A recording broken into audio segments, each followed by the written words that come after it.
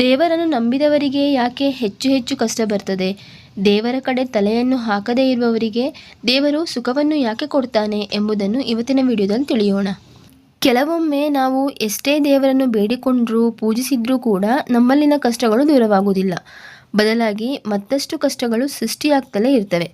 ಅದರಲ್ಲೂ ಯಾರು ಹೆಚ್ಚು ಹೆಚ್ಚು ದೇವರನ್ನು ಪೂಜಿಸ್ತಾರೋ ನಂಬ್ತಾರೋ ಅವರೇ ಯಾವಾಗಲೂ ಕಷ್ಟವನ್ನು ಅನುಭವಿಸ್ತಾ ಇರ್ತಾರೆ.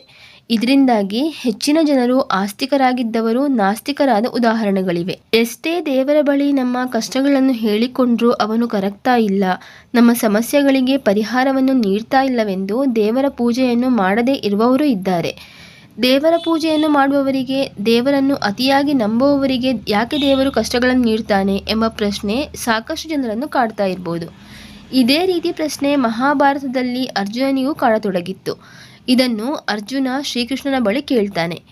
ಈ ವಿವರಣೆಯನ್ನು ನಾವು ಭಗವದ್ಗೀತೆಯಲ್ಲೂ ನೋಡ್ಬೋದು.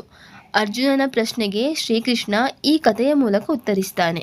ಇದು ಶ್ರೀಕೃಷ್ಣನು ಭಗವದ್ಗೀತೆಯಲ್ಲಿ ಅರ್ಜುನನಿಗೆ ಹೇಳಿದ ಕತೆ. ಒಬ್ಬ ಗುರು ಒಬ್ಬ ಆಸ್ತಿಕನಾದ ಹಾಗೂ ಒಬ್ಬ ನಾಸ್ತಿಕನಾದ ಇಬ್ಬರು ಶಿಷ್ಯರನ್ನು ಹೊಂದಿರ್ತಾನೆ. ಆಸ್ತಿಕನಾದ ಶಿಷ್ಯ ಯಾವಾಗಲೂ ಧರ್ಮ ಮಾರ್ಗದಲ್ಲಿ ನಡೀತಾ ಇದ್ದ. ದೇವರ ಪೂಜೆ ಪುನಸ್ಕಾರ, ದೇವರ ಮಂತ್ರ ಪಠಣೆ, ದೇವರ ಧ್ಯಾನ, ದೇವಸ್ಥಾನಗಳಿಗೆ ಭೇಟಿ ನೀಡುವಂತಹ ಧಾರ್ಮಿಕ ಕಾರ್ಯಗಳಲ್ಲಿ ತನ್ನನ್ನು ತಾನು ತೊಡಗಿಸಿಕೊಳ್ತಾ ಇದ್ದ. ಆದರೆ ನಾಸ್ತಿಕನಾದ ಶಿಷ್ಯನು ದುಶ್ಚಟಗಳನ್ನು ಹೊಂದಿದ್ದ. ಅವನು ಎಂದಿಗೂ ದೇವರ ಮುಖವನ್ನು ನೋಡಿದವನಾಗಿರಲಿಲ್ಲ. ನಾಸ್ತಿಕನಾದ ಶಿಷ್ಯನಿಗೆ ಒಂದು ದಿನ ರಾತ್ರಿ ಕುಡಿದು ರಸ್ತೆಯಲ್ಲಿ ಹೋಗುವಾಗ ಚಿನ್ನದ ಮೂಟೆಯೊಂದು ಸಿಗ್ತದೆ.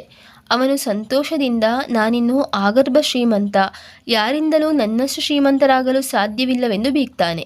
ಅದೇ ಸಮಯಕ್ಕೆ ಆಸ್ತಿಕನಾದ ಶಿಷ್ಯನು ಬಂದು ಅವನ ತಪ್ಪನ್ನು ತಿದ್ದಿಕೊಳ್ಳುವಂತೆ ಹೇಳ್ತಾನೆ. ಇದು ಯಾರದ್ದೋ ಹಣ, ಇದನ್ನು ತೆಗೆದುಕೊಳ್ಳುವುದು ಸರಿಯಲ್ಲ ಎಂದು ಹೇಳ್ತಾನೆ. ಆಗ ನಾಸ್ತಿಕನಾದ ಶಿಷ್ಯ, ನೋಡು, ನೀನು ದೇವರು ಪೂಜೆ ಧ್ಯಾನವೆಂದು ಧರ್ಮ ಮಾರ್ಗದಲ್ಲಿ ನಡೆದು ಏನನ್ನು ಪಡೆದುಕೊಂಡಿದ್ದೀಯಾ?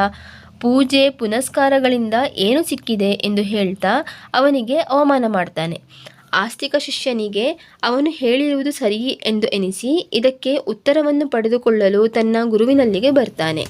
ಆಗ ಗುರುಗಳು ಆತನಿಗೆ, ಪ್ರಸ್ತುತ ಜನ್ಮದಲ್ಲಿ ನಾವು ಹಿಂದಿನ ಜನ್ಮದಲ್ಲಿ ಮಾಡಿದ ಪಾಪ ಕರ್ಮಗಳಿಗೆ ಬೆಲೆ ತೆರಬೇಕಾಗ್ತದೆ. ಹಿಂದಿನ ಜನ್ಮದಲ್ಲಿ ನೀನು ನಾಸ್ತಿಕನಾಗಿದ್ದೆ, ಮಾಡಬಾರದ ತಪ್ಪುಗಳನ್ನು ಮಾಡಿದ್ದೆ. ಅದರ ಕರ್ಮದ ಫಲವಾಗಿ ನೀನಿಂದು ಮರಣ ಹೊಂದುವ ದಿನವಾಗಿತ್ತು. ಆದರೆ ನೀನಿಷ್ಟು ದಿನ ಮಾಡಿದ ಪೂಜೆ ಪುನಸ್ಕಾರ ದೇವರ ಅನುಗ್ರಹದಿಂದ ಒಂದು ಮುಳ್ಳು ನಿನ್ನ ಕಾಲಿಗೆ ಚುಚ್ಚುವ ಮೂಲಕ ಪಾರಾಗಿದ್ದೀಯ. ಅವನು ಈ ಜನ್ಮದಲ್ಲಿ ನಾಸ್ತಿಕನಾಗಿರ್ಬೋದು, ಆದರೆ ಹಿಂದಿನ ಜನ್ಮದಲ್ಲಿ ಮಹಾನ್ ಸಾಧ್ವಿ, ದೇವರ ಬಗ್ಗೆ ಅಪಾರ ಭಕ್ತಿಯುಳ್ಳವನಾಗಿದ್ದ. ಹಾಗಾಗಿ ಆತನು ಈ ಜನ್ಮದಲ್ಲಿ ಶ್ರೀಮಂತನಾಗಿದ್ದಾನೆ. ಆದರೆ ಆತನು ಈ ಜನ್ಮದಲ್ಲಿ ಮಾಡುತ್ತಿರುವ ಪಾಪಗಳಿಂದಾಗಿ ಆಗರ್ಭ ಶ್ರೀಮಂತನಾಗಬೇಕಾದವನು ಕೇವಲ ಶ್ರೀಮಂತನಾಗಿ ಉಳಿದಿದ್ದಾನೆ ಎಂದು ಹೇಳ್ತಾರೆ. ಇದರ ಬಳಿಕ ಆಸ್ತಿಕನು ಮತ್ತೆ ತನ್ನನ್ನು ದೇವರ ಸೇವೆಯಲ್ಲಿ ತೊಡಗಿಸಿಕೊಳ್ತಾನೆ. ಈ ಕಥೆಯನ್ನು ಹೇಳಿದ ಶ್ರೀಕೃಷ್ಣ ಅರ್ಜುನನನ್ನು ಕುರಿತು, ಅರ್ಜುನ, ಈಗ ನಿನಗೆ ತಿಳಿಯಿತೆ, ದೇವರು ಎಲ್ಲವನ್ನೂ ಮೊದಲೇ ತಿಳಿದಿರ್ತಾನೆ. ನಾವು ನಮ್ಮ ಫಲವನ್ನು ಪಡೆದುಕೊಳ್ಳಲು ಆತುರ ಪಡಬಾರ್ದು.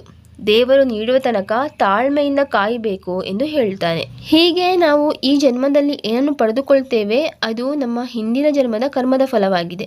ಒಳ್ಳೆಯ ಕೆಲಸಗಳನ್ನು ಸನ್ಮಾರ್ಗದಲ್ಲಿ ನಡೆಯುತ್ತಾ ಮಾಡಿದರೆ ಈ ಜನ್ಮದಲ್ಲಿ ಅಲ್ಲದಿದ್ದರೂ ಬರುವ ಜನ್ಮದಲ್ಲಾದರೂ ಒಳ್ಳೆಯದು ಖಂಡಿತ ಆಗುತ್ತದೆ. ಹಾಗಾಗಿ ನಾವೆಲ್ಲರೂ ಸನ್ಮಾರ್ಗದಲ್ಲಿ ನಡೆದು ದೇವರ ಕೃಪೆಗೆ ಪಾತ್ರರಾಗೋಣ.